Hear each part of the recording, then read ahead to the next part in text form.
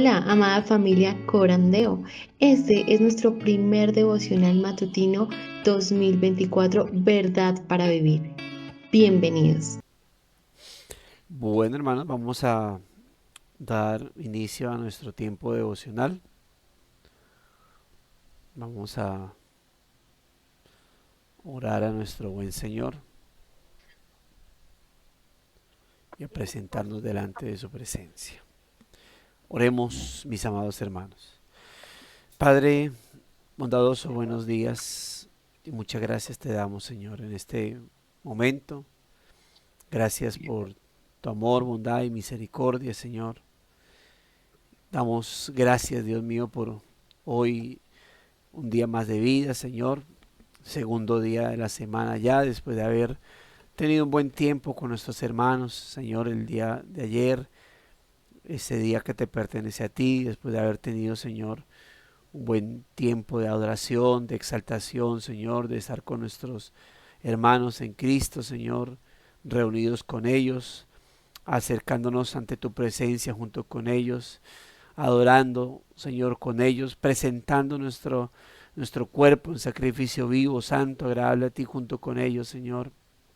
Hoy ya estamos acá, iniciando un nuevo día, Señor, encomendándonos delante de ti para que seas tú guiándonos y ayudándonos en todo, bendito Dios. Gracias, muchas gracias por este buen momento que podemos tener ahora, Dios. Eh, Conforme a calendario es ahora donde se inicia la semana porque es laboral, Señor. Este mundo ve el día domingo como un día de descanso para sí mismos, para partir la semana o para eh, como si fuera lo último, y hoy sería el primer día, pero lo, lo que entendemos, Señor, es que luego de haber tenido ese primer día de reposo en ti, luego de haber tenido, Señor, ese día de haber guardado ese día que te pertenece a ti, Señor, de haber recargado nuestras vidas, de habernos fortalecido en ti, Señor, de habernos alentado en ti, de habernos acercado delante de tu presencia, Señor, con gozo, en gracia, en misericordia, eh, de haber, Señor, de habernos colocado a cuentas contigo, Señor, de habernos sumergido en tu palabra, en la meditación de la misma, en la adoración, en espíritu, en verdad. Señor, ahora estamos llevando a cabo esta semana, Señor, con las labores, y lo digo es por mis hermanos que están ahí trabajando, Señor, en la parte secular, o de mis hermanas, Señor, que tal vez son amas de casa trabajando en la parte interna de sus familias como gobernadoras de casa, Señor, que son. Gracias, Dios de la gloria, gracias porque finalmente entendemos, Señor, que hoy no es que inicia la semana inició ayer con nuestro tiempo devocional, donde recargados, donde afirmados, donde fortalecidos, Señor, pues ahora estamos acá delante de ti. Por eso gracias, muchas gracias te damos, Señor. Gracias por fortalecernos, por alentarnos, por ayudarnos a acercarnos ante ti, Señor, descargar nuestra vida, Señor amado, tirar nuestras cargas delante de ti, colocar nuestros proyectos en tus manos y poder, bendito Dios, pues hacer las cosas de manera correcta, de tal forma que tú seas honrado y glorificado como debe ser, Señor. Aquí estamos, bendito Dios, aquí estamos delante de ti para que nos alientes, nos fortalezcas, Señor, para que nos ayudes, oh Dios de la gloria, a buscarte con todo nuestro ser, a buscarte con toda nuestra vida, Señor, a que sigamos siendo fortalecidos en ti. Lo que ayer, Señor, recibimos es para nuestra meditación durante la semana, para que podamos meditar en aquello que el predicador o el pastor estuvo guiándonos, estuvo enseñándonos, bendito Dios, y te pido que esa palabra sea de aliento, de confrontación, de gran fortaleza para nuestra vida, y que todo el tiempo estemos, Señor, meditando en ello. Pero también gracias por aquellos hermanos que se conectan a este devocional, Señor, y pueden añadir palabra a palabra, Señor. Pueden añadir meditación a sus meditaciones. Y gracias, Dios. Gracias por aquel momento en el cual, Señor, el devocional se conecte con aquello que fue expuesto el domingo del día tuyo, Señor, donde pueda llevarlos a reafirmar esas palabras que fueron oídas en sus congregaciones, Señor. Si no, gracias, Dios de la gloria, porque al final es tu palabra lo que se expone, y es tu palabra lo que buscamos reforzar acá, bendito Dios. Gracias te damos, Señor. Queremos aún así, al saber de nuestras debilidades, al saber que somos débiles, hechos del polvo, inclinados a pecados, queremos, Señor, reconocer nuestras fallas y pedirte perdón, bendito Dios. Pedirte perdón porque de alguna manera hemos pecado contra ti, de alguna manera. Y tú lo conoces, Señor. Ah, y nosotros no podemos ocultarlo, porque sabemos, bendito Dios, que tú todo lo ves, tú todo lo conoces, Señor. Tú conoces los más profundos pensamientos. No ha llegado palabra, no hemos emitido palabra, y tú sabes lo que vamos a hablar, Señor. Por eso aquí estamos, Dios, para poderte encomendar nuestra vida en tus manos y pedirte perdón si hemos pecado contra ti, Señor. Para pedirte perdón más bien por cuanto hemos de alguna manera pecado contra ti, sea pecando de manera indirecta, Señor, al pecar contra nuestro prójimo, Señor, y por eso te pedimos perdón, bendito Dios. Sea tal vez pecando de manera inconsciente, donde tal vez hay cosas que no hemos percibido, discernido como pecado, Señor, pero a la luz de tu palabra lo es, y pecamos de manera inconsciente. Sin embargo, nuestro ruego es como el del salmista: Señor, abre nuestro entendimiento, abre nuestro discernimiento y líbranos de los pecados ocultos, Señor, a nuestra vida, y concédenos, oh Dios de la gloria, el poder afirmarnos y fortalecernos en ti, para que podamos crecer espiritualmente, Señor. Podamos, oh Dios, seguir caminando con mayor entrega, rendición a ti.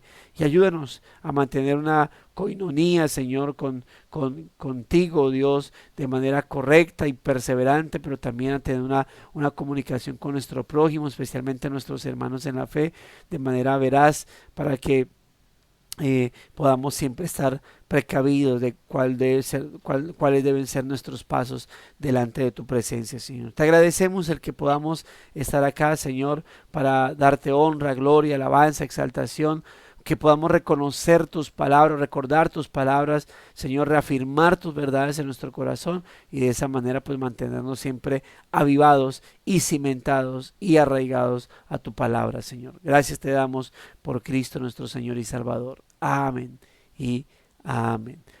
Julio 15. El misterio de la voluntad de Dios. Él nos dio a conocer el misterio de su voluntad según la buena intención que se propuso en Cristo, con miras a una buena administración en el cumplimiento de los tiempos, es decir, de reunir todas las cosas en Cristo, tanto las que están en los cielos como las que están en la tierra. Efesios 1, de 9 al 10. Cuando uno ve la construcción de un edificio desde afuera, todo lo que sucede bajo los andamios y armados pueden parecer un misterio. Evidentemente, algo está tomando forma, pero es difícil que otro que no sea el arquitecto pueda imaginar el resultado final. En el desarrollo del drama del Antiguo Testamento, el misterio de la voluntad de Dios se parece a estos andamios y armados que velan ciertas partes de la historia bíblica hasta que llega, como lo dice Pablo, la plenitud del tiempo. Gálatas 4:4. Incluso cuando los profetas mismos anunciaban a aquel que habría de venir, solo podían adivinar todo el significado que yacía detrás de las pistas e indicios entrelazados en sus escritos. Primera de Pedro 1, del 10 al 11. En términos bíblicos, un misterio es un rompecabezas que puede ser resuelto por el ingenio humano. Más bien es un secreto que espera a ser revelado por Dios. Mediante la obra de su Espíritu en nuestro corazón y mente, muchos de los misterios de Dios se vuelven comprensibles para nosotros. Sin su obra no podemos entenderlos. Después de su resurrección, cuando Jesús tuvo la oportunidad de charlar con los viajeros descontentos en el camino de Emaús, le respondió de manera amorosa, aunque estratégica. Al principio no lo reconocieron y le preguntaron: ¿eres tú el único visitante en Jerusalén que no sabe las cosas que en ella han acontecido en estos días? Qué irónico. Jesús solo le respondió: ¿qué cosas? Él quería que ellos hablaran. Después, cuando compartieron la historia de su crucifixión y resurrección, les dijo: oh insensatos y tardos de corazón para creer todo lo que los profetas han dicho. Ellos todavía no habían entendido el misterio y por tanto Lucas nos dice que el Señor se los aclaró. ¿No era necesario que el Cristo padeciera todas estas cosas y entrara en su gloria? Comenzando por Moisés y continuando con todos los profetas, les explicó lo referente a él en todas las escrituras. El misterio de su voluntad ha sido, y en verdad sigue siendo, dado a conocer al pueblo de Dios para que Él pueda reunir todas las cosas en Cristo. Algún día, cuando todos los tiempos que el Señor ha establecido por su propia autoridad se hayan cumplido, esta unidad se manifestará. Finalmente, los andamios, los armados y la lona serán retiradas y podremos ver el edificio terminado. Hasta que llegue ese día, podemos estar agradecidos de que el Señor nos haya revelado el misterio de la salvación y que podamos caminar en servicio y alabanza a Él, confiados en que, aunque no podamos entender los planos y el progreso hacia su terminación, el arquitecto divino está obrando todas las cosas para el bien de su pueblo y para la gloria de su Hijo. Para profundizar, Apocalipsis 5, del 1 al 14.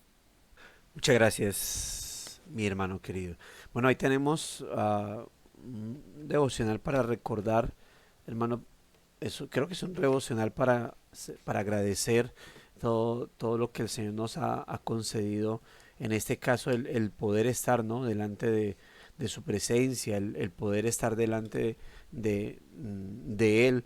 El que hoy estemos acá, mis amados hermanos, hablando desde el concepto cristiano, es una gracia divina, porque alrededor de la escritura, pues hay cosas que nosotros no, a veces no entendemos, ¿no? Nada más hace poco el pastor ah, estaba hablando, creo que nuestra deuda ha sido pagada, ¿sí? Estuvo hablando acerca del libro del hermano Renihan, el misterio revelado, y esto es un tema que nos conecta con eso, ¿no? De lo que se trata, todas esas cosas que se hicieron, que se acordaron en el pacto de redención, ¿sí? Eso que se acordó allá, que, que lo único que no tenemos una claridad, es decir, no hay un texto bíblico donde se hable exclusivamente de todo el detalle, en detalle de lo que se hizo en ese pacto de redención, sino que tenemos aparte, ¿no? Tenemos aparte de lo que la Biblia nos puede estar diciendo, o pistas de lo que puede haber sucedido. Por ejemplo, cuando uno lee Isaías 42, vemos cómo Isaías profetiza lo que Jehová eh, eh, le prometió a su hijo, o al siervo de Dios, como dice ahí, el siervo de Jehová, todo lo que le prometió que haría, entre esos que el Espíritu Santo estaría con él y que lo ayudaría en todo momento, ¿no? Luego tenemos a Cristo diciendo, por ejemplo, todo lo que el Padre me da, ¿sí? O diciendo: yo no he venido a hablar mis palabras, sino las palabras del que me envió. Yo no he venido a hacer mi voluntad, sino la voluntad del que me envió. Todo eso, todas esas frases en particular, son las que nos llevan nos dan a entender que hubo un acuerdo, que hubo un pacto entre el Padre y el Hijo, y el Espíritu Santo, para la salvación del ser humano. tenemos 2 Timoteo 1:9, cuando nos dice que Dios nos salvó no por nuestras obras, sino según la gracia que nos fue dada en Cristo Jesús antes de la creación de todos los tiempos. Entonces uno dice, ¿en qué momento? Cuando dice que Dios nos salvó no por nuestras obras, sino según la gracia que nos fue dada en Cristo Jesús antes de todos los tiempos, antes de la creación. Y por eso hablamos de el acuerdo intertrinitario, es decir, el acuerdo entre las personas de la Trinidad, el Padre, el Hijo y el Espíritu Santo para nuestra redención. Sí, y por eso decimos que eso es un pacto de redención. ¿Por qué lo llamamos pacto de redención? Porque es el acuerdo que hubo entre el Padre y el Hijo para salvar a la humanidad, para redimir al hombre. Es un pacto de redención, pero es un pacto eterno, es un pacto que se hizo o se llevó a cabo antes de la creación de todas las cosas. No es un pacto que se hizo en el momento en que Adán y Eva perecieron. No es un pacto que se hizo o no es un plan B que surgió cuando Cristo vino y dice que pues los suyos no le recibieron. Entonces Dios dijo, listo, entonces a morir por los gentiles. La Biblia dice que el Cordero fue inmolado antes de la fundación del mundo. En otras palabras, Cristo, Dios ya sabía lo que al final haría con su Hijo, y es ponerlo como un cordero. Entonces, todo ese tipo de cosas es lo que llamamos el acuerdo intertrinitario o el pacto de redención, que termina siendo sin duda alguna un misterio dentro o acerca de la voluntad de Dios. Por eso es interesante la forma en cómo lo plantea, ¿no? Dice, y eso lo ve uno cuando se está creando o edificando una casa, cómo tiene que colocar, pues, o más que todo cuando son centros comerciales o cosas comerciales que los colocan o láminas o colocan o tapan la construcción, y no sabemos muy bien qué es lo que está pasando. Algunas ocasiones colocan como la valla de cómo va a quedar eso que se está construyendo, si es algo muy comercial, si es un centro comercial, si es un edificio, en fin.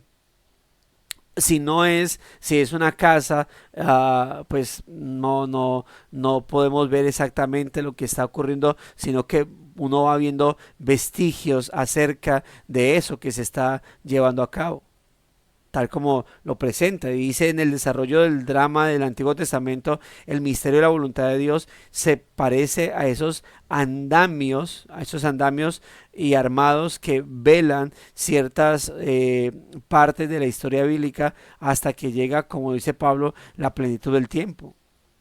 Y Gálatas 4:4 es uno de los textos que nos conecta, por ejemplo, con Génesis 3:15. Génesis 3:15 es tenido como el protoevangelio, es decir, la primera vez en donde el evangelio es expuesto. ¿Y quién lo expone? Dios lo expone. ¿A quién se lo expone? A la serpiente.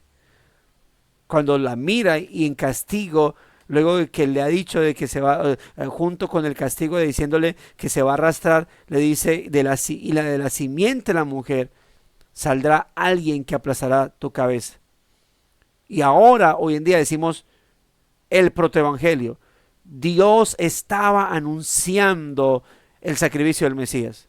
Pero yo digo, espérate un momentico, pero ¿y cómo llegamos a esa conclusión? Si ahí lo que yo veo es que dice que de la simiente de la mujer nacería alguien que aplastaría la cabeza de la serpiente. Y desde entonces hay un conflicto entre los hijos de Dios, o los hijos de la mujer y la descendencia de la serpiente, y lo que se conoce como los hijos de Dios y los hijos de los hombres, los hijos caídos, que es un concepto que surge luego de Set, luego de que muere Abel es asesinado por Caín, y luego que surge Set, se vive esa distinción entre los hijos de Dios y los hijos de los hombres. los hijos de Dios y los hijos de los hombres, o los hijos de la mujer y los hijos de la serpiente. Y usted va a ver constantemente ese concepto, pero cuando uno ve Génesis 3:15, usted, ¿cómo así? Bueno, es algo que a través de los tiempos va surgiendo, y cuando uno se encuentra con Gálatas 4:4, luego vemos que dice que Cristo es nacido de mujer bajo la ley. Y fue así en el tiempo determinado, en el momento que Dios había establecido. María era esa mujer que, a quien Dios elegiría debido a todo lo que la estaba rodeando, por su descendencia, por con quien estaba comprometida, por la descendencia de ese con quien estaba comprometido. Todo, cuando uno observa la historia de María, su genealogía, la historia de José, su genealogía, uno dice, tenía que ser ella. Todo encajó. Todo empezó a manifestarse. Bueno, todo es el misterio. Siempre hasta ese entonces era, ¿y el Mesías? ¿Y cuándo viene? ¿Y con quién? Y tuvo que haber sido revelado para que personas como Simeón o como Ana la profetisa pudiesen, por ejemplo, Simeón, un anciano dijo que Dios le había revelado que él no vería muerte sino hasta que no viera al Mesías, al libertador de Israel.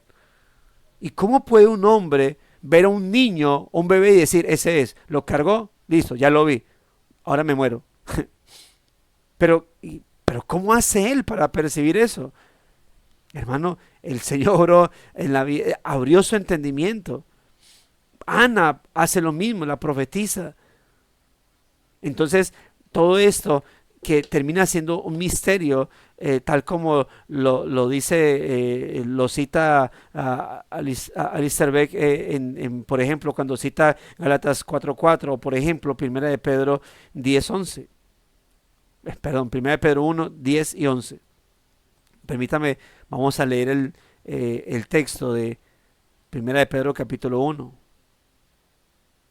Note lo que dice. Dice, los profetas que profetizaron de la gracia destinada a vosotros, inquirieron, note, y diligentemente indagaron acerca de esta salvación. Dice, es decir, cuando dice inquirir es escudriñaron, estuvieron buscando, estuvieron investigando, estuvieron estudiando. Dice, y diligentemente indagaron acerca de la salvación. Ahora, note lo que dice el versículo 11. Escudriñando qué persona y qué tiempo indicaba el Espíritu de Cristo que estaba en ellos, el cual anunciaba de antemano los sufrimientos de Cristo y las glorias que vendrían a ellos. A estos profetas se les reveló, note, se les reveló que no para sí mismos, sino para nosotros, administraban las cosas que ahora os son anunciadas por los que os han predicado el Evangelio por el Espíritu Santo enviado del cielo, cosas en las cuales anhelan mirar los ángeles. Note cómo ellos de alguna manera iban entendiendo las cosas, comprendiendo cosas, aunque siempre de una manera velada. Porque la voluntad de Dios con respecto a la venida de Cristo fue un misterio. Sin embargo, el Señor siempre dio pautas. Cuando uno piensa, por ejemplo, en qué se convirtió la venida del Señor, lo hemos hablado en otras ocasiones, en un mito donde la gente creía que el Mesías bajaría o entraría en esa entrada triunfar a Jerusalén, donde incluso el pueblo lo estaba esperando. Creía que lo iba a ver montado en un gran caballo, una espada desenvainada, su ejército atrás, y cuando ven entrando a Cristo, la gente se asombra, se defrauda y pregunta, ¿y este quién es? Pero si uno se va a los libros proféticos, tal cual como entró Cristo, estaba profetizado que Él entraría. Es decir, el Señor concedió, como dice Primera de Pedro 1:10 al 12, los profetas hablaron y dijeron, es para este tiempo. No es para ese tiempo, es para tiempos posteriores. Entonces es interesante cómo estaba ahí. ya que el pueblo se dejó llevar por mitos, se dejó llevar por cosas extrañas, por leyendas que empezaron a surgir, y por eso Cristo les cuestiona: ustedes están errando, ignorando las escrituras por la tradición de los ancianos, porque habían hecho una tradición, ¿no? El Talmud, la Mishnah, todo esto, escritos extrabíblicos, en donde ellos buscaban plasmar cómo es que se deberían hacer las cosas o qué es lo que se debería entender para el día del Mesías, o para venir el Mesías, o para llevar a cabo festividades. Habían añadido cosas de más, y a través de eso se terminaban formando puras leyendas o puros mitos alrededor de lo que era el Mesías. Porque cuando Cristo, de tal manera que cuando Cristo vino con las señales cumplidas, no le creyeron. ¿Por qué? Porque estaban viendo otro tipo de misterios, entre comillas, otras cosas supuestamente reveladas respecto al Mesías, que no tenían nada que ver, pero que la escritura se las había puesto. Bueno, es parte del tener el entendimiento velado. Cuando Cristo les dice: yo predico por parábolas, para que viendo no vean, para que oyendo no oigan, para que no entiendan con su corazón y no se arrepientan. Estaba diciendo el Señor que eso estaba oculto a ellos, pero que las cosas ocultas a ellos iban a ser reveladas a los niños. Y esto obviamente tiene un peso espiritual y una connotación de cuando dicen niños, no se está refiriendo entonces que va a ir a predicar a los niños y los niños se encargarán de exponer el evangelio, haciendo una referencia de cómo le daría a conocer esto a personas que no tienen una madurez, que no tienen el conocimiento que ellos tenían. Quienes tenían el conocimiento para predicar, para hablar, para profetizar o para hablar acerca de las profecías del Mesías, sino los ancianos de Israel, los fariseos, que eran instructores de la ley, los escribas, y fueron ellos los enemigos del Mesías, los mismos sacerdotes, el mismo sumo sacerdote. ¿Y quiénes serían los encargados de extender el evangelio? Sino, bueno, los insignificantes del pueblo judío, y luego los gentiles. Y de esa manera el misterio empieza a darse, se da a conocer a cada persona. En términos bíblicos, un misterio no es un rompecabezas que debe ser resuelto por el ingenio humano. Note, ¿qué es un misterio? Porque es lo que dice Pablo y Pablo lo dice en varias ocasiones. En Colosenses hace mención acerca del misterio también, pero dice un misterio que se nos ha sido dado. Un misterio que se nos ha dado a conocer. Dice: Él nos dio a conocer el misterio de su voluntad. ¿Qué es un misterio? Es un secreto que espera ser revelado por Dios. Y mediante la obra de su Espíritu en nuestros corazones y mente, ok. Leo otra vez. Un misterio es un secreto que espera ser revelado por Dios, y mediante la obra de su Espíritu en nuestro corazón y mente, muchos de los misterios de Dios se vuelven comprensibles para nosotros. Obviamente, sin la obra del Espíritu Santo no podemos entenderlo. Ahora, es el entendimiento, hermano, lo que hace que nosotros podamos comprender, aferrarnos a estas verdades e ir en pos de ellas.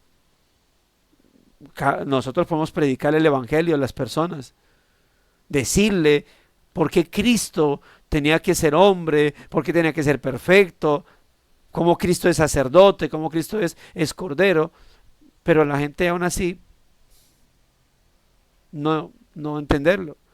Cosas que de pronto comprendemos de las escrituras, que las vemos ahí claras en las escrituras, y se las damos a conocer a otros y dicen: no, yo no creo eso.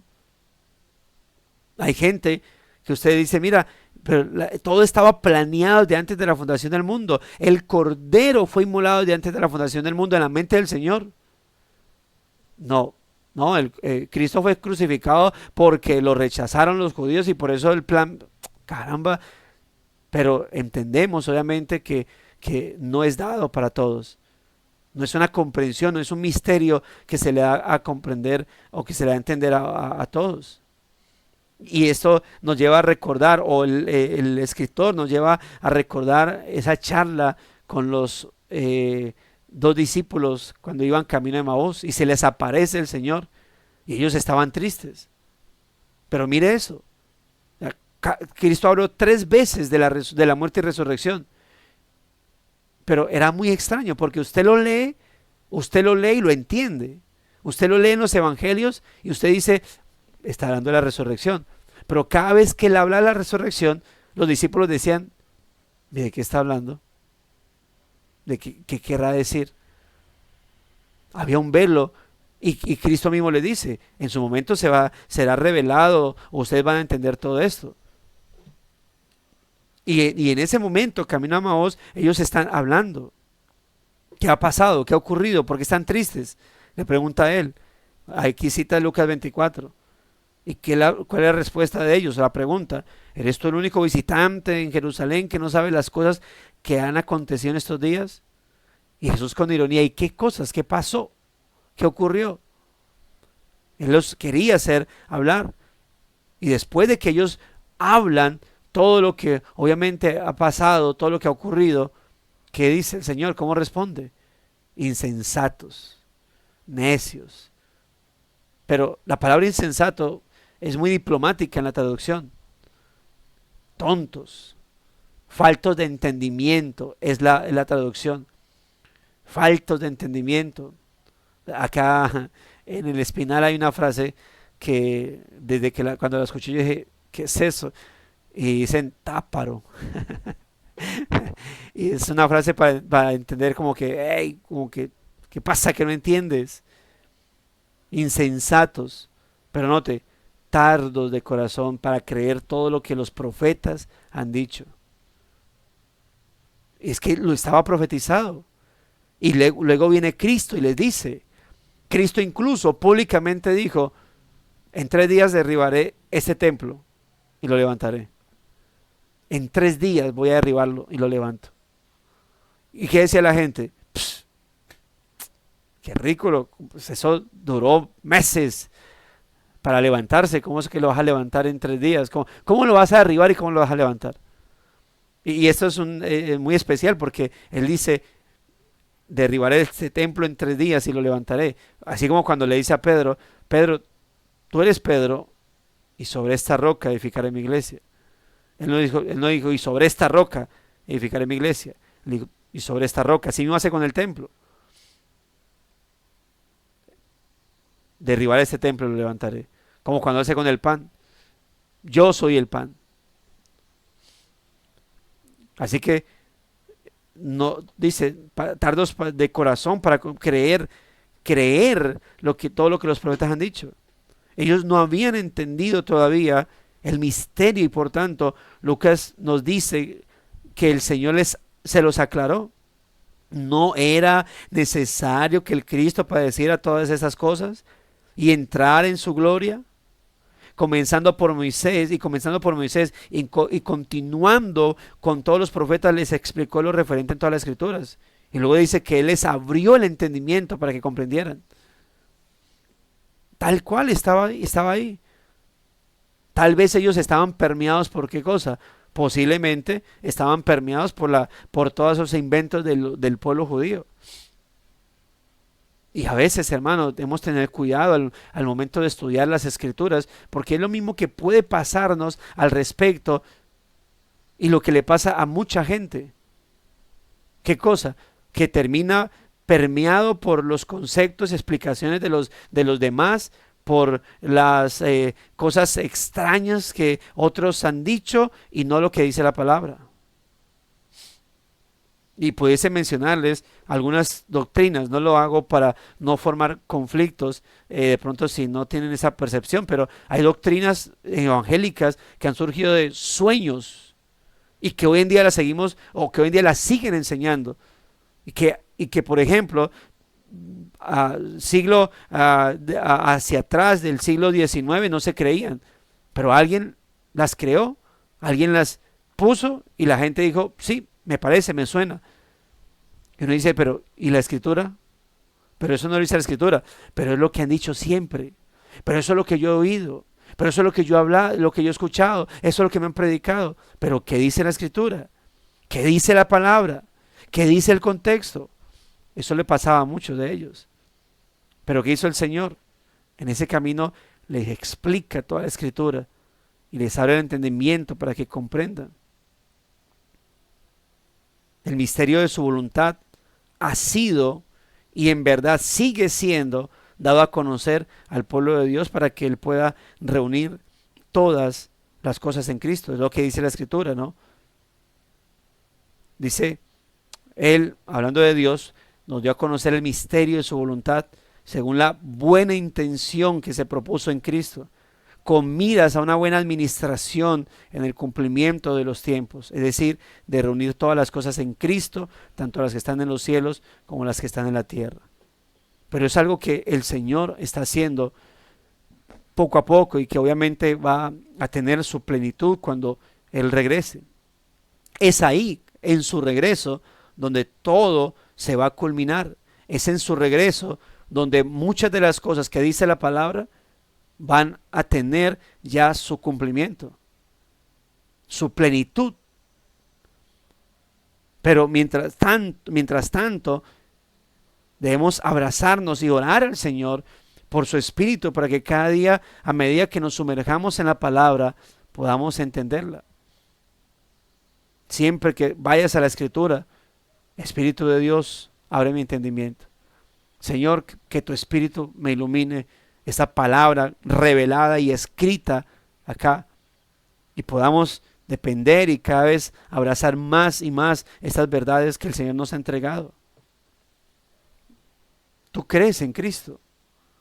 O creo que los que estamos aquí conectados creemos en Cristo, en aquel que dice ese Nuevo Testamento que vino. ¿Y cómo lo podemos corroborar?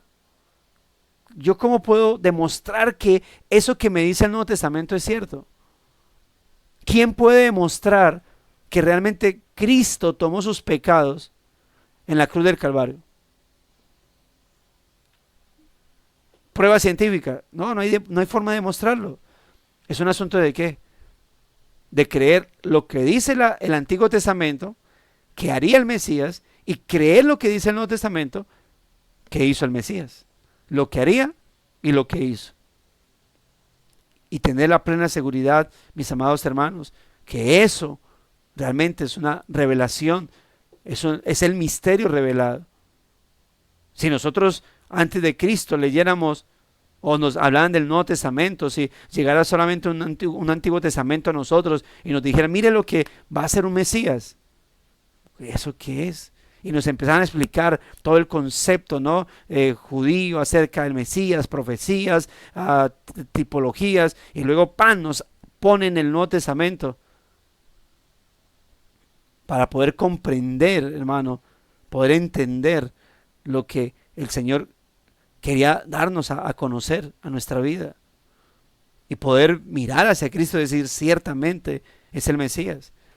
Es interesante porque en esta escena del camino de Emaús, que Él les habla, y cuando llegan allá y el Señor aparece en medio de ellos, y dicen los discípulos, decía, con razón nuestro corazón ardía cuando Él estaba hablando. Con razón había como un fuego ahí cuando Él venía hablando y como que nuestro corazón ardía y ardía. Con razón, es que era el Mesías. Yo me imagino, esa escena me la he imaginado como diciendo, oye, y no haberlo reconocido nosotros. Definitivamente si éramos como torpes ahí para eso. No haberlo reconocido,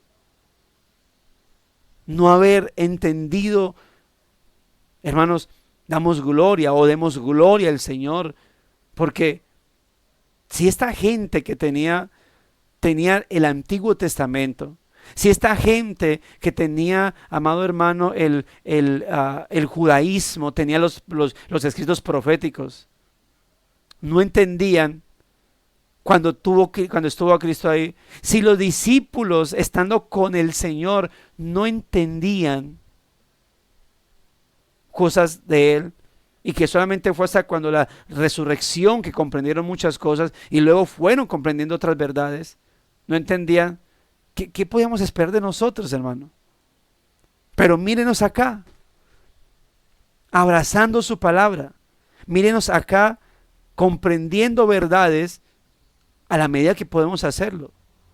Hermano, como dice acá, como le dice Pablo a los Efesios, Él nos dio a conocer el misterio de su voluntad. Hermano, nos quitó el velo. Nos quitó un velo y nos hizo comprender verdades, todos a su medida, ¿no? Hay algunas verdades que obviamente predicamos y los pastores nos corresponde predicar y con pincitas, ¿no? O como toca, el ave, ¿no? El ave a sus polluelos va masticando y va escupiéndole ahí a los polluelos para que no se van a ahogar, y le toca hacer eso mismo a nosotros. Eso mismo nos toca hacer a nosotros. Y a algunos toca volver a predicar y volver a predicar y volver a predicar y repetir. Pero estamos ahí, comprendiendo estas maravillosas verdades, amados hermanos. No éramos más inteligentes que ellos. Tenemos una gran desventaja, una desventaja impresionante por no tener su cultura, por no tener su religión, por no tener acceso desde la niñez a todo lo que tiene que ver con el judaísmo. Pero, como dice Pablo, de lo más necio, de lo más torpe, de lo más vil nos escogió y nos abrió el entendimiento. Y gloria a Dios por ello, mis amados hermanos, que estas maravillosas verdades podamos nosotros comprenderlas. Pero, ¿gracias a quién? Al Señor, que por su Espíritu nos la dio a conocer. Dice, algún día, cuando todos los tiempos que el Señor ha establecido por su propia autoridad se hayan cumplido, esta unidad se manifestará. Todas las cosas se unirán. Finalmente los andamios, los armados y las lonas serán retiradas y podremos ver el edificio terminado. Hasta que ese día llegue, hermanos, podemos estar agradecidos de que el Señor nos haya revelado el misterio de la salvación y de que podamos caminar en servicio y alabanza a Él. ¿Pero de qué manera? Confiados en que, aunque no podemos entender los planes o el progreso hacia su terminación, el arquitecto divino, Dios, está obrando todas las cosas para el bien de su pueblo y para la gloria de Él y de su Hijo. Amados hermanos, es maravilloso el que nosotros hoy podamos estar apreciando estas verdades. Podamos decir, sí, el Mesías vino, murió en la cruz del Calvario, padeció tal cual como estaba profetizado y murió por nosotros y nuestros pecados, para nuestra salvación, para nuestra redención. ¿Y tú cómo entiendes eso? Porque la Biblia lo dice, porque es lo que yo he visto en la palabra del Señor. Hermanos, qué privilegio. ¿Qué somos nosotros? ¿Quién somos nosotros para que el Señor se haya dignado, hermano, en abrirnos el entendimiento? ¿Quién somos nosotros para que el Señor se haya dignado, hermano, en enviar su Espíritu a nosotros? Mire todo el tiempo que ha pasado desde la ascensión de Cristo. Todo ese tiempo, todas las trabas que han habido, todos los ataques que el enemigo y el reino de las tinieblas ha hecho contra la iglesia. Y henos aquí, comprendiendo verdades, abrazando verdades, algunas con dificultad de entenderlas, pero diciendo, Cristo es mi Señor.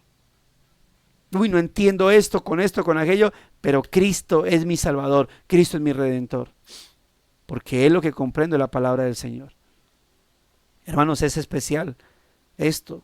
Eso nos lleva a ser agradecidos, pero a estar confiados en que aquel que nos abrió el entendimiento, hermano, nos mantendrá así, confiados. Estamos esperando la segunda venida de Cristo. ¿Cuándo vendrá? Desde que ascendió, entendemos que su venida está pronto. Y así han pasado los tiempos y los tiempos. Pero es nuestra esperanza. Estamos, amados hermanos, esperando su segunda. Estamos esperando. Amor, ¿tienes el micrófono prendido? Estamos esperando, mis amados hermanos. Es nuestra esperanza. Lo tenemos, es decir, la Escritura lo dice. ¿Y cuál es tu convicción? ¿Cómo sabes tú que sí? Confianza. ¿Y quién me ha dado esa confianza? El Señor, por su Espíritu. Ha convertido eso en una bendita esperanza para nosotros. Así que, hermanos, ¿qué debemos hacer con esto del misterio revelado de la voluntad del Señor? Dar gracias al Señor, dar gloria a su nombre. Gracias al Señor porque quiso elegirnos a nosotros para revelarnos estos misterios. Dar gloria a su nombre porque es que no nos eligió por ser más inteligentes. Nos eligió según su voluntad, según su amor, según su misericordia, según su gracia, según su beneplácito, según su aprobación, según su perfecta voluntad. Y demos gloria al Señor por ello, mis amados hermanos. Que haya elegido torpes como nosotros, o así me considero yo. Espero no molestar a nadie al mencionar esto, para hacernos sabios a través de su palabra, por medio de su Santo Espíritu. Eso es el devocional del día de hoy, mis amados hermanos, de lo mucho que pudiésemos hablar y tocar puntos en particular al respecto de lo que implica el misterio de su voluntad, pero que podamos quedar en esto, hermano, esa gratitud y esa alabanza al Señor, hermano, y esa confianza de que el Señor seguirá iluminando nuestras vidas por su palabra y nos seguirá manteniendo en convicción en sus sendas, en sus sendas. Lamentablemente hay gente que no comprende, que no lo entiende, o que siempre quiere estar mirando qué pruebas hay, qué pruebas hay. Gloria al Señor, aquellos que no hemos necesitado pruebas, sino que quiso el Señor simplemente abrirnos el entendimiento y estamos aquí. Gloria a Dios por los que trabajan con las pruebas y para formar debates y demostrar que Cristo sí es el Señor, sí es el Mesías, sí resucitó, sí ascendió, sí volverá. Bien, está bien. Respeto y doy gracias al Señor por todos esos hermanos apologistas, sobre todo cuando lo hacen correctamente. Pero eso es un asunto de fe. Eso es un asunto, hermano, de fe que el Señor nos ha concedido. Que por aquí, yo no creo eso. La Biblia lo dice. Yo no creo en la Biblia. Bueno, está bien. Problema tuyo. Yo sí creo, y cuando creas en la Biblia podemos hablar y predicar el Evangelio y decirte por qué hay que creer en Cristo. Pero nosotros no podemos hacer o convencer o hacer creer a las personas. Somos llamados a abrazar el Evangelio y a predicar el Evangelio a quien quiera escuchar el Evangelio. Dicho esto, mis amados hermanos, vamos a leer comentarios, o el comentario, dice nuestro hermano Carlos en su comentario fijo, dice: en el desarrollo del perfecto plan de Dios para nuestra redención y todos sus devenires, vemos hoy en retrospectiva la sabiduría y grandeza de nuestro Dios, su carácter y sus designios. Los vamos comprendiendo paso a paso a través del tiempo. Nosotros, quienes por su gracia y con su Espíritu lo podemos ver. El cuadro completo de su plan divino está casi listo. Solo falta la promesa de su advenimiento, con su regreso y glorificación. Somos bienaventurados quienes lo podemos ver. Hermano, me hace recordar las palabras que se le dijo a Tomás: bienaventurados quienes sin ver creyeron o creerán. Aquí estamos nosotros, hermano. Sin ver hemos creído. Y lo dice Pedro. Pedro lo dice: bienaventurados a quien sin haberle visto creéis y amáis. Y nosotros, yo no sé usted, yo creo que sí, amamos al Señor. Tú amas al Señor, crees en el Señor. ¿Le hemos visto o no? Solamente tenemos los registros históricos de la palabra, y aquí estamos. Gloria al Señor por darnos el entendimiento. Vamos a orar, mis amados hermanos. Sea pedirle a algún hermano o hermana que nos dirija en oración para culminar este momento. con base a lo que hemos hablado, en lo que hemos enseñado.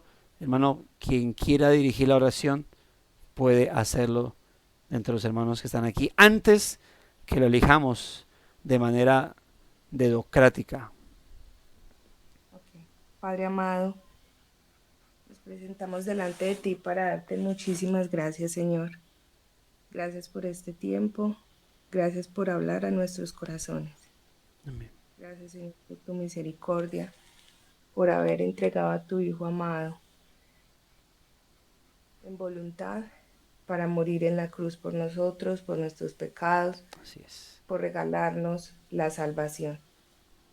Gracias, Padre, porque aunque a veces no entendemos las situaciones que ocurren en nuestras vidas, en las vidas de las personas que amamos, aunque a veces incurrimos en de pronto compararnos con otras personas que viven otras situaciones, sabemos que estás con nosotros, Señor. Así es. Sabemos que todo lo que ocurre es por tu voluntad, por tu amor, porque nos quieres enseñar algo, Amén. porque nos estás preparando, porque nos estás formando, Señor.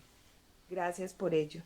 Gracias por la palabra. Gracias, Señor, por los hermanos que aquí estamos conectados, cada día aprendiendo de ti, cada día fortaleciéndonos como hermanos.